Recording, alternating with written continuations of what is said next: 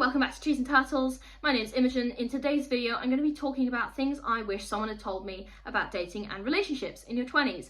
If you're not already subscribed, make sure to do that. Give this video a thumbs up, follow me on Instagram, and let's get started. Now, some of these things are things that I kind of wish I knew, and also it's applicable to dating and relationships in general, but when you're in your 20s, you're kind of starting out, or at least I was. So, without further ado, here are things that you should know. If you have a bad gut feeling, you should trust it. I remember one time being very reluctant about a date and just wanting to get it over with before it started, and it was indeed a disaster. So I should have listened to myself in the first place and just, I don't know, gone home and had a bath or something. Okay, if you have a bad gut feeling, you should trust it because it's trying to tell you something. And I've talked in other videos about how your gut feeling goes based off vibes and it goes based off experience, and that may seem really illogical, but if you listen to it, I guarantee you'll have some better outcomes. Like, I promise, okay? Listen to your gut feeling. Right, number 2, being alone is better than being with someone incompatible.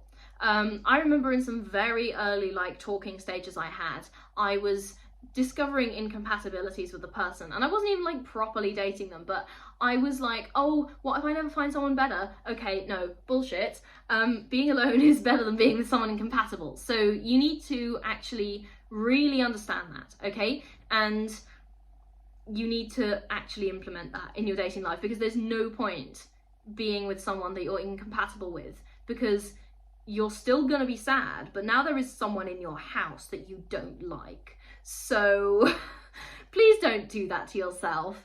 Right, number 3, you need to think about what your standards are and which ones are most important to you and not compromise on those. This is something that I learned in therapy, and it was really good for me and really, really helpful. And if, again, it comes back to the incompatibility thing or the compatibility thing, if you know your standards, it's going to be much, much easier for you to date, because you're going to know exactly what you want and you're going to be able to be very clear about it. And if someone is compatible, you'll know that very early on. And if someone is not compatible, you will also know that quite early on. And I'm not necessarily putting pressure on your timelines or anything. And yes, it's absolutely valid to take a while to get to know someone. I am a huge advocate of taking a while to get to know someone.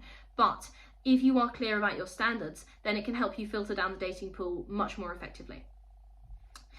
Okay, I also want you to be honest about things that bother you. If you leave them for a long time, you can build up resentment, which is difficult to get rid of. I've done this. I've been so guilty of this, okay? So if something bothers you, just communicate it. Just say, look, hey, that thing you did bothered me.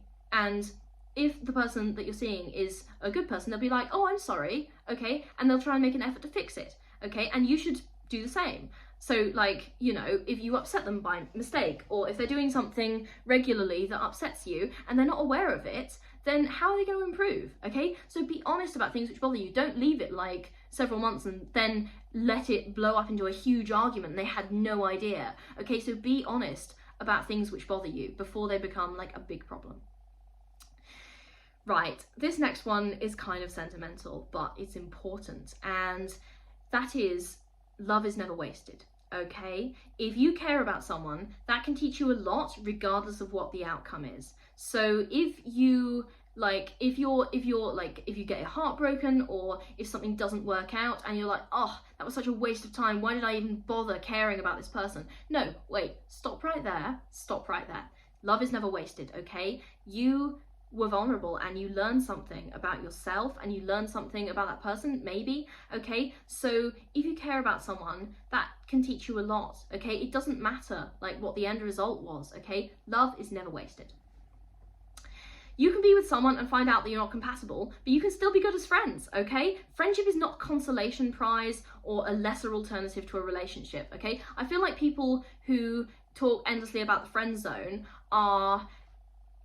they're kind of undervaluing friendship. Yeah, being in a relationship is awesome, okay? And having a relationship is awesome, but being friends with someone is also awesome. And I've had so much immense fulfillment from my close friendships and platonic connections that I've had with people that have meant so incredibly much to me, and that I genuinely could not imagine my life without. And I have some very strong, I would say, platonic love for my friends, okay? So you can be with someone and then you can both be like, that's not gonna work, but it doesn't mean that you can't be friends, okay? And equally, you don't have to be friends with someone that you've dated, okay? Just putting that out there, like, you don't have to be, but you can be. And friendship is not a consolation prize.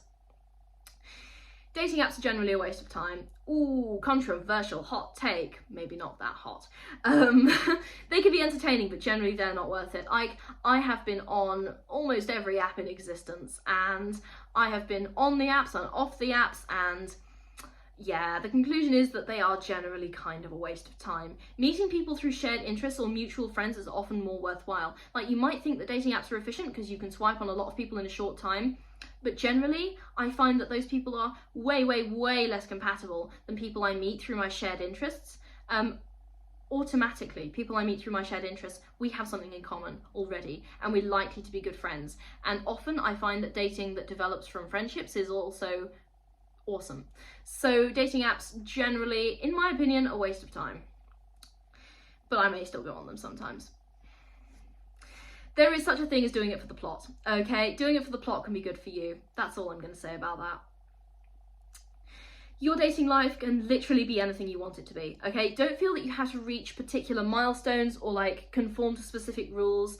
As long as you're not hurting anyone, do whatever makes you happy, okay? You don't need to conform to societal timelines, and you don't need to listen to everyone around you saying, oh, you need to do this by then, or that by then, or you need to get married, or you need to date this kind of person or that kind of person, or you need to not date anyone, or you need to do this, or you need to do that, or you have to have children. Like, no, okay, sorry, slow down. Your dating life can be anything you want it to be, and that is fine. As long as you're not hurting anyone, do whatever you want, okay? There is no shame in that.